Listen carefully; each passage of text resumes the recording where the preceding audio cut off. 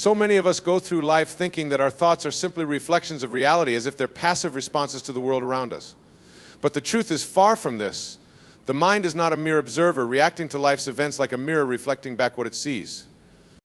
Instead, the mind is the originator, the creator, and the controller of our experience. It has the power to shape reality itself, because reality is not merely what happens around us, it's also what happens within us. What we experience day to day, moment by moment, is colored, shaped, and formed by our thoughts. Consider this: two people can go through the exact same situation and walk away with completely different experiences. Imagine two people stranded in an airport because their flight has been delayed.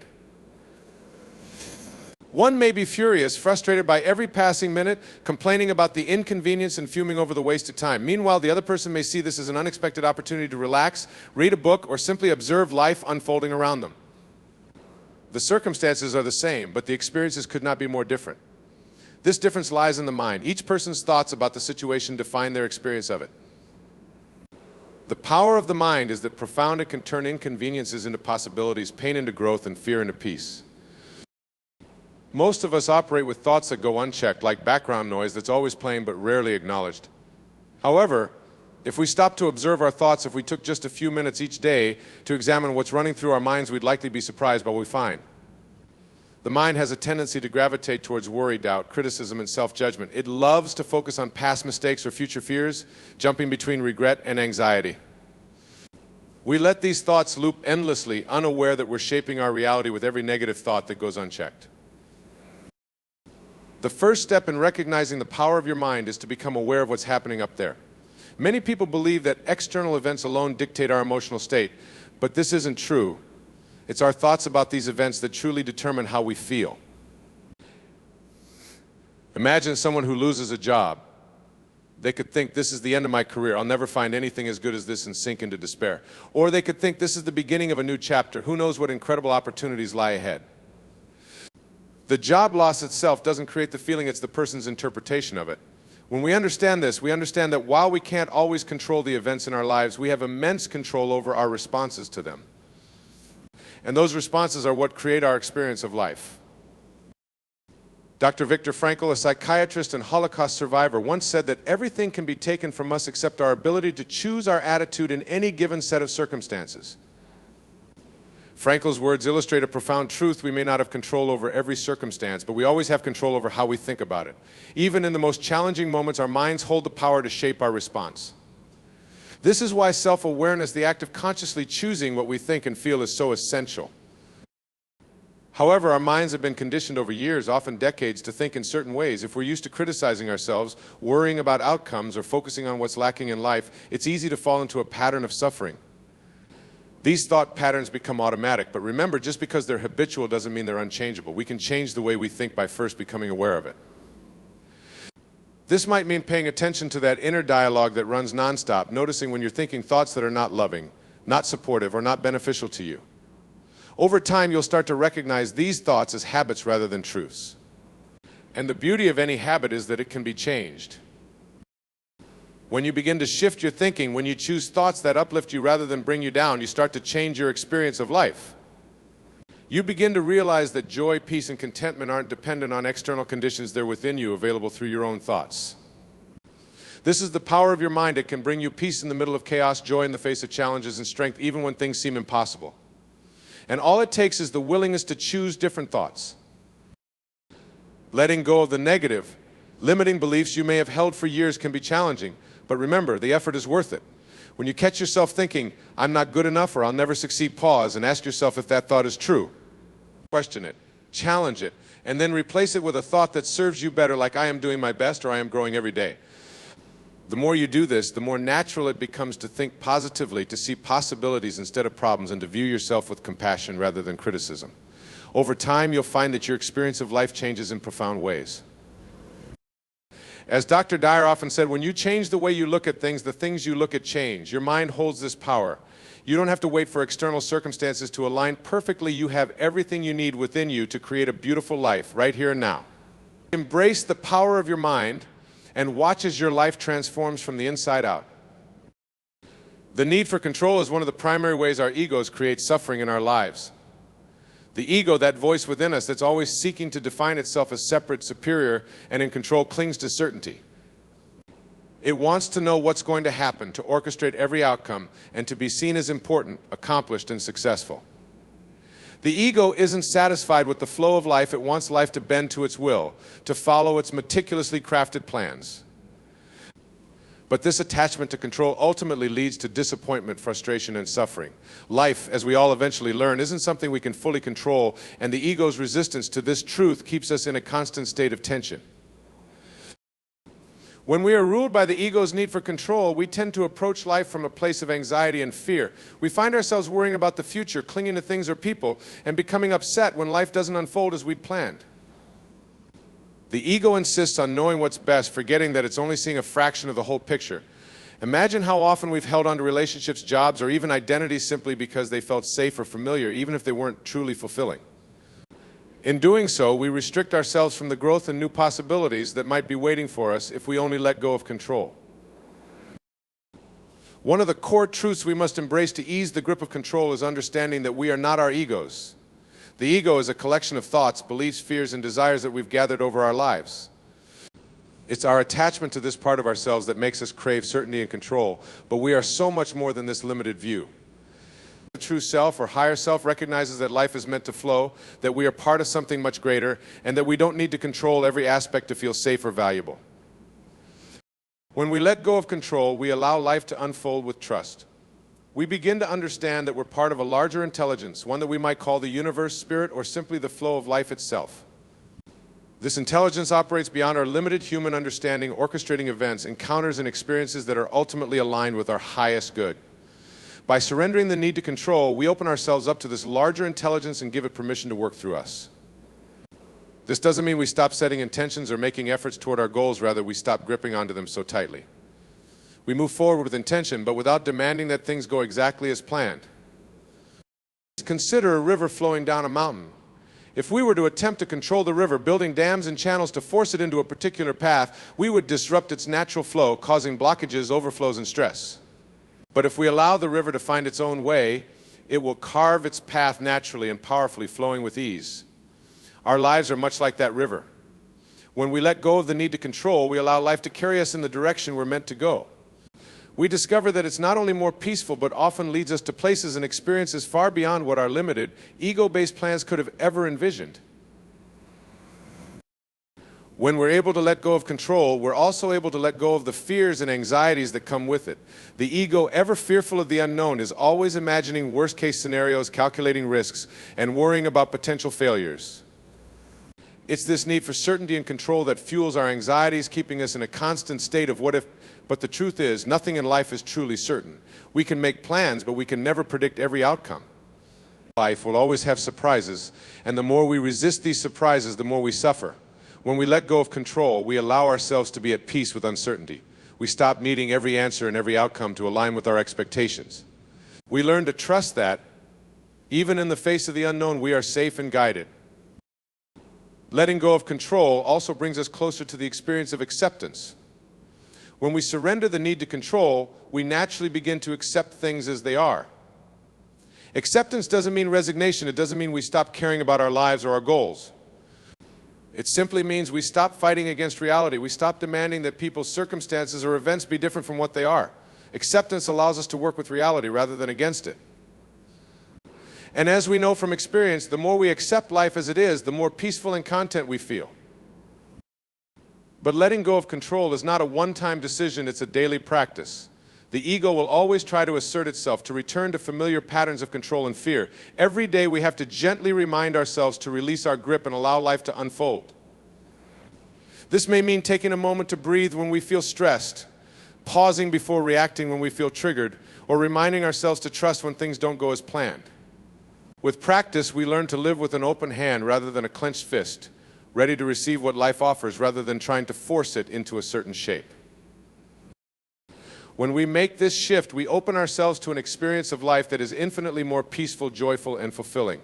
We become like the river, flowing naturally and effortlessly, no longer struggling against life's current. We become present, connected to ourselves and to the world around us, finding beauty and meaning in each moment, each encounter, and each experience. Letting go of the ego's need for control isn't easy, but it's one of the most liberating steps we can take on our journey toward inner peace. It's a commitment to trusting life, to believing in something greater than our own limited plans, and to embracing each moment as it comes. And as we release control, we find that life doesn't fall apart, it actually comes together in ways we couldn't have planned, but that are perfect in ways only the heart can understand. Acceptance is one of the most profound gifts we can give ourselves. So much of our suffering stems from a simple but powerful resistance to what is. When we resist reality, it's as if we're arguing with life itself, clinging to how we think things should be instead of embracing how they actually are. This resistance breeds frustration, anger, and disappointment, all because we're trying to impose our will on forces beyond our control. But when we shift our approach and begin to accept rather than resist, something transformative happens. We experience a deep sense of peace and freedom that allows us to move through life with greater ease and clarity. Acceptance doesn't mean passivity, resignation, or giving up. Rather, it means acknowledging the reality of a situation, person, or feeling without judgment or the desire to change it. Acceptance is about recognizing that everything in life has its place, even the things we find challenging, uncomfortable, or painful. When we accept, we allow ourselves to see clearly without the filter of what we wish would happen or what we think should be. It is an act of courage, a willingness to confront life as it is, and a profound declaration of trust in the process of life itself. At the heart of resistance is the ego's desire for control. We have ideas and expectations about how life should unfold, how people should behave, and how situations should resolve. But life rarely adheres to our plans. Circumstances shift, people change, and the unexpected often takes center stage. Our resistance to these changes stems from a deeply ingrained belief that we know what's best. However, life is far more complex and interconnected than we can comprehend. By accepting rather than resisting, we acknowledge the limitations of our own perspective and open ourselves to the broader wisdom of life itself. Acceptance also requires us to let go of the need to label situations as good or bad. The mind loves to categorize experiences, deciding instantly whether something is favorable or unfavorable, desirable or undesirable. But the truth is that life is rarely so black and white. Often what we initially perceive as bad turns out to hold valuable lessons, unexpected gifts, or opportunities for growth. Conversely, what we see as good may have hidden challenges or consequences. Acceptance means releasing these judgments and instead trusting that each experience, regardless of our initial assessment, serves a purpose in our journey. Take, for instance, a personal setback, losing a job, going through a breakup, or facing a health challenge. Our first instinct may be to resist, to fight against the reality of what's happened. We may think, this isn't fair, why is this happening to me? But this resistance only deepens our suffering. It keeps us trapped in a cycle of anger, sadness, or frustration, making it nearly impossible to see beyond the immediate pain. However, when we choose acceptance, we create space for healing and growth. We begin to move past the initial shock or disappointment and open ourselves to the lessons embedded in the experience. We start to ask different questions, such as, what can I learn from this, or how can I grow through this situation? Acceptance transforms our relationship with challenges, helping us to see them not as obstacles, but as opportunities for evolution. Another important aspect of acceptance is self-acceptance. Many people struggle with self-criticism and judgment, believing that they are not enough as they are. They resist their own nature, attempting to mold themselves into an idealized version they think will be more lovable, successful, or worthy. But this resistance only leads to insecurity, stress, and disconnection from our authentic selves. When we accept ourselves fully, our strengths, our flaws, our successes, and our mistakes, we find a profound sense of inner peace. We realize that we don't need to be perfect to be worthy of love and belonging. Self-acceptance is not about settling, it's about recognizing that we are works in progress, embracing our humanity, and honoring ourselves as we are in this moment. Acceptance also extends to our emotions. Many of us have been conditioned to believe that certain feelings are bad or unacceptable, leading us to suppress or deny our emotions. We may resist sadness, anger, or fearing that these feelings make us weak or unworthy. But in reality, emotions are a natural and essential part of the human experience. When we resist our feelings, we only give them more power over us. They don't disappear, they simply go underground, manifesting in other ways, such as stress, anxiety, or physical discomfort. When we practice acceptance, we allow ourselves to feel fully. We acknowledge our emotions without judgment, giving ourselves permission to experience and express what we truly feel. In doing so, we release the energy of these emotions and free ourselves from their grip. Acceptance, however, does not mean we accept situations or behaviors that are harmful or unhealthy. Rather, it empowers us to see things as they are so that we can make informed choices. Acceptance may lead us to set boundaries, leave a toxic relationship, or advocate for change. In these cases, acceptance allows us to act from a place of clarity and strength rather than reaction or denial. We aren't avoiding reality, we're facing it honestly and choosing our response accordingly. By embracing acceptance instead of resistance, we also cultivate a sense of gratitude for the present moment. Resistance often pulls us into the past, rehashing old wounds, or into the future, worrying about what might go wrong. Acceptance anchors us in the here and now, reminding us to appreciate the beauty and simplicity of each moment. When we accept life as it is, we become more attuned to the small joys, the quiet moments of connection, and the natural flow of life. We realize that each day is a gift, and each experience is an opportunity for growth and expansion. Ultimately, acceptance is an act of self-liberation. It frees us from the exhausting battle against reality and allows us to move through life with grace and resilience. By choosing acceptance over resistance, we align ourselves with the flow of life, trusting that we are exactly where we need to be. In this space of acceptance, we discover a peace that is not dependent on circumstances and a strength that arises from within. And as we continue to embrace life as it is, we realize that the true power of acceptance lies not in changing the world, but in transforming our experience of it. Detaching from outcomes is one of the most liberating practices we can cultivate, yet it's also one of the most challenging. In many ways, we're conditioned to set goals, chase ambitions, and attach our happiness or self-worth to the results we achieve. We're taught that our value is somehow tied to what we accomplish, how others perceive us, or the specific way events unfold in our lives. But this attachment to outcomes, while it may seem harmless, actually creates a cycle of constant anxiety, frustration, and disappointment. When we're invested in a particular outcome, we begin to cling to expectations, and in doing so, we give away our peace and power. True freedom comes when we can pursue our goals and dreams with passion and effort, but without attaching our happiness or sense of self to any specific result. When we're attached to outcomes, we place our happiness in the future rather than in the present. We create a mental scenario in which we tell ourselves, I'll be happy when, or I'll feel successful if. This could be anything: landing a dream job, entering a perfect relationship, or achieving a certain level of financial security. The problem is, once we reach one goal, we quickly replace it with another, and the cycle of attachment continues. By tying our sense of fulfillment to future events, we rob ourselves of the chance to experience joy and contentment in the present. We're forever waiting for some future moment to bring us happiness rather than cultivating it here and now.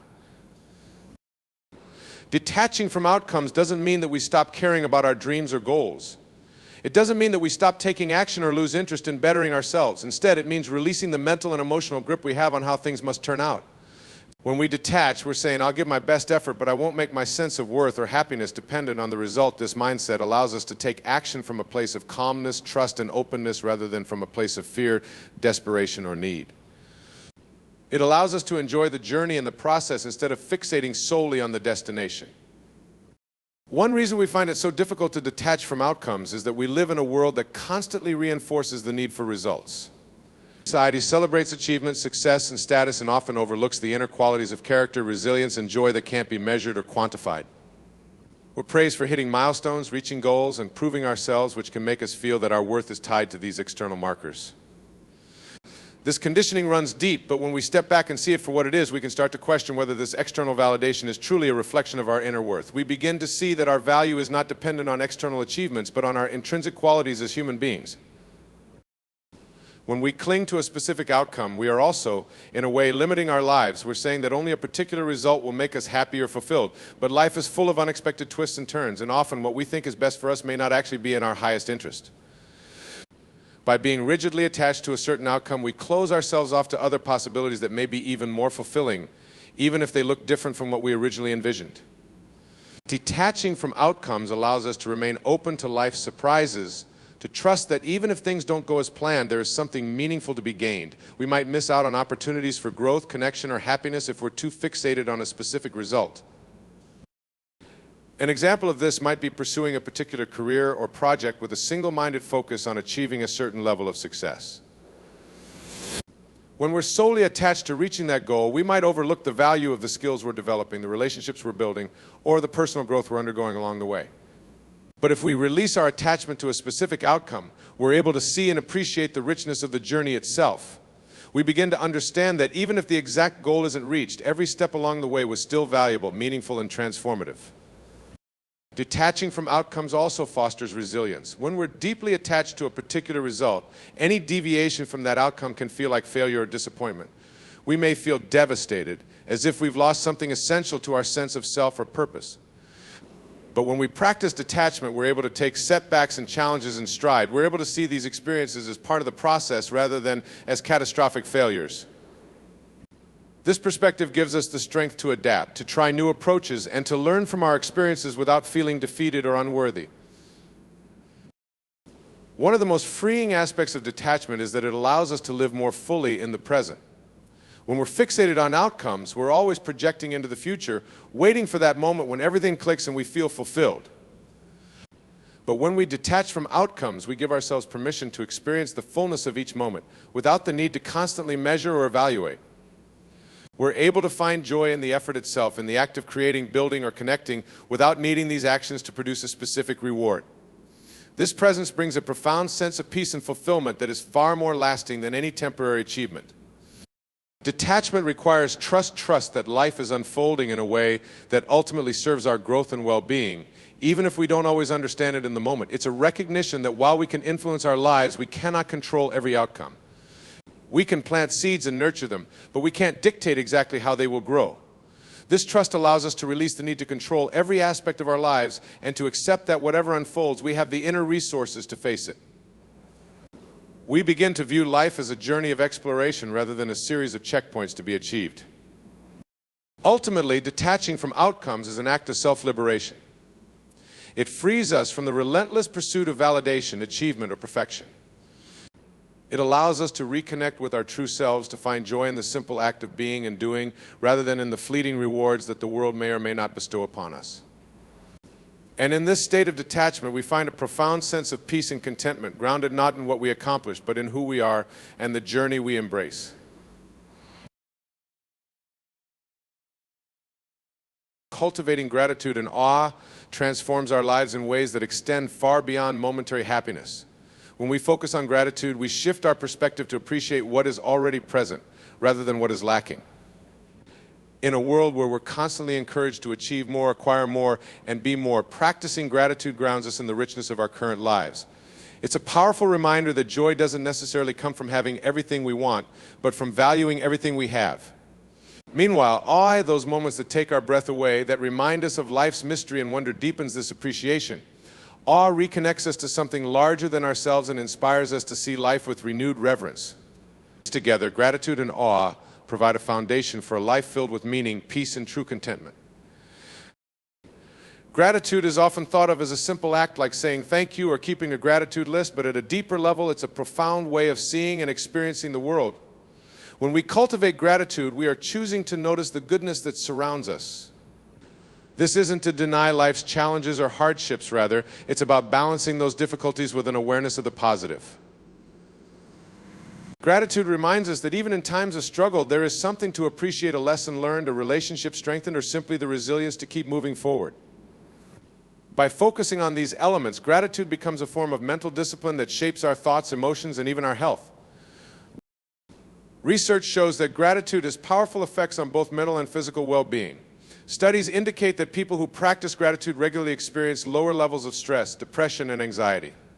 Gratitude helps to rewire our brains, creating pathways that are more attuned to positivity and less likely to dwell on negativity. It activates areas of the brain associated with happiness and contentment, promoting a sense of calm and relaxation. Physically, gratitude has been linked to improved sleep, lower blood pressure, and stronger immune function.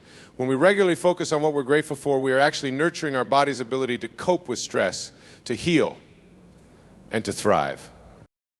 One of the most powerful aspects of gratitude is that it encourages us to slow down. In our fast-paced lives, it's easy to overlook the simple pleasures, the morning sunlight, a kind word from a friend, the taste of a favorite meal. By pausing to appreciate these small moments, we're creating space to fully engage with life as it unfolds. We're allowing ourselves to be present, to savor the here and now rather than rushing to the next task or achievement. Gratitude teaches us that joy is not something we need to chase, it's something we can find in each moment when we pay attention and acknowledge its beauty. While gratitude helps us appreciate what we already have, awe opens us up to the mystery and vastness of life. Awe is a state of wonder, often sparked by experiences that make us feel small in the best way possible. Whether it's looking up at a star-filled sky, standing before a vast ocean, or witnessing an act of profound kindness, awe reminds us that there is so much more to life than our day-to-day routines and concerns. It connects us to the world in a way that transcends our individual worries and reminds us of the beauty, complexity, and grandeur that surround us. Awe has similar effects to gratitude on our well-being, and when practiced together, the two reinforce each other. Experiences of awe have been shown to increase levels of happiness, reduce stress, and promote pro-social behaviors like kindness and generosity. When we feel awe, our ego quiets down, and we feel more connected to others and to the world at large. This can shift our perspective, helping us to see our own challenges and problems with a sense of perspective. In moments of awe, we're reminded of our place within the larger scheme of things, which can make even our most persistent worries feel smaller and less overwhelming. Cultivating awe and gratitude can be as simple as shifting the way we approach our day-to-day lives. Gratitude doesn't have to be reserved for grand events or significant achievements. It can be as simple as noticing the warmth of the sun on our skin or the taste of our morning coffee.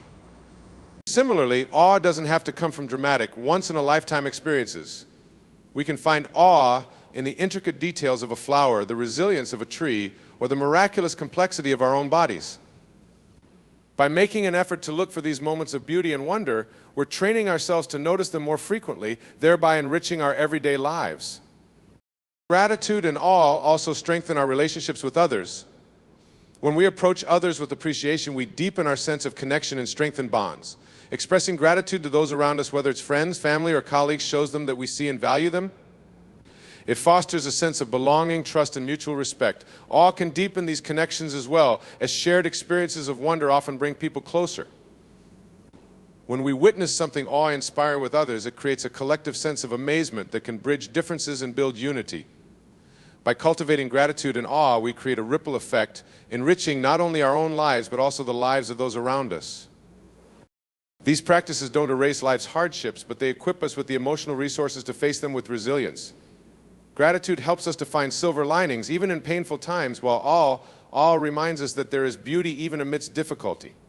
Together, gratitude and awe create a balanced perspective that honors both the challenges and the blessings of life. When we cultivate these feelings, we are not denying reality, but embracing it fully with all its highs and lows. We're choosing to see life's full spectrum and to find meaning, even in the midst of uncertainty. In essence, gratitude and awe invite us to live with a heart wide open. They encourage us to approach each day with curiosity, wonder, and appreciation. In a world that often emphasizes what we lack, these practices remind us of the abundance that already surrounds us. They invite us to live more fully, to embrace the present moment, and to connect with the world in a meaningful way. By cultivating gratitude and awe, we're not just enhancing our own happiness, we're contributing to a more compassionate, joyful world, one moment of wonder at a time. Connecting to a higher purpose is one of the most transformative practices we can engage in. It involves looking beyond our personal goals, desires, and daily routines to align with something greater than ourselves. This pursuit goes beyond achieving individual success or meeting external expectations. It taps into the core of our being and draws on the values, passions, and callings that make us feel most alive. When we connect to a higher purpose, we transcend self-centered motivations and find fulfillment in contributing to the greater good. It offers a sense of meaning that endures through life's ups and downs, allowing us to navigate challenges with resilience and experience joy that isn't dependent on external circumstances. One of the first steps in discovering a higher purpose is examining our values. Understanding what truly matters to us gives us clarity on what we want to dedicate our lives to. Values like compassion, creativity, community, or service can guide us toward meaningful pursuits that reflect who we are at our core. Instead of merely following societal pressures or pursuing material goals, identifying our core values allows us to make intentional choices that align with a purpose greater than personal gain. Reflecting on these values, we might ask ourselves questions like, what kind of impact do I want to have on others, or what brings me a sense of fulfillment and peace? Answers to these questions are often found in acts of service, creation, or connection that allow us to make a difference beyond the self. When we orient our lives around a higher purpose, our perspective shifts from a me-centered worldview to a we-centered one. We start to see how interconnected we are with others and recognize that our actions and choices have a ripple effect on those around us. This shift often brings a sense of humility and gratitude as we realize that our individual lives are part of something much larger. We no longer see ourselves as isolated beings, but as integral parts of a broader, interconnected whole. This perspective can help us overcome the self-doubt or anxiety that often arises when we're solely focused on individual success.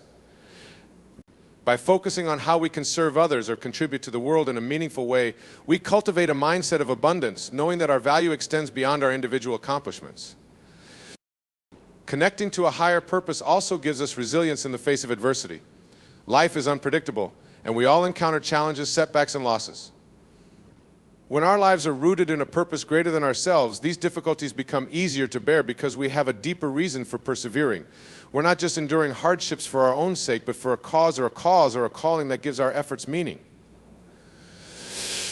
Purpose provides a sense of direction that keeps us grounded during turbulent times, allowing us to see setbacks as part of a larger journey rather than as failures. With a higher purpose, we are less likely to give up or feel defeated when things don't go as planned because we are anchored in something enduring. This sense of purpose also brings depth and richness to our everyday experiences. When we're connected to a higher purpose, even routine tasks or small acts can become meaningful. For instance, if our purpose involves promoting kindness and compassion, a simple smile or gesture of help to a stranger becomes part of our mission. Similarly, if our purpose is to create beauty or inspire others, each creative endeavor, no matter how small, takes on significance. Purpose allows us to find meaning in the small, seemingly ordinary moments of life as they become stepping stones toward fulfilling our larger mission.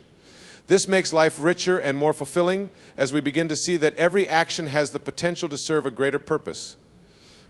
Higher purpose also has a powerful impact on our relationships. When we live with purpose, we attract others who share similar values and aspirations. Relationships formed around shared purpose tend to be deeper, more genuine, and more resilient. When we connect with others who are also committed to making a positive impact, we build a community of support and encouragement. This can give us strength, especially when our individual journey feels difficult or lonely. Purpose-driven relationships are often marked by mutual respect and shared understanding, as we know that we're working together towards something meaningful. These connections provide a sense of belonging that's rooted not just in shared interests, but in shared values and goals, making our relationships more rewarding and enduring. For many people, a higher purpose involves service, helping others, supporting a cause, or uplifting those in need. Serving others often brings a sense of fulfillment that personal achievements alone cannot provide. There is an inherent joy and satisfaction in knowing that we're contributing to the well-being of others, whether through small acts of kindness or large-scale projects. This service-oriented approach to purpose reminds us that our lives can be a source of light and comfort for others, creating a ripple effect of positivity. When we make choices that uplift others, we're contributing to a world where compassion, kindness, and generosity become the norm. Higher purpose can also involve creative expression or innovation, where we bring our unique gifts to the world in a way that inspires, educates, or uplifts others. This could be through art, writing, teaching, or developing new ideas that solve problems and improve lives. When we align our talents with our purpose, we bring out our best selves as we're motivated by a sense of service rather than just self-gain. This kind of creative purpose can be incredibly fulfilling as it allows us to use our gifts to make a positive impact. Each act of creation, then, becomes an offering that enriches the lives of others and brings us closer to realizing our purpose.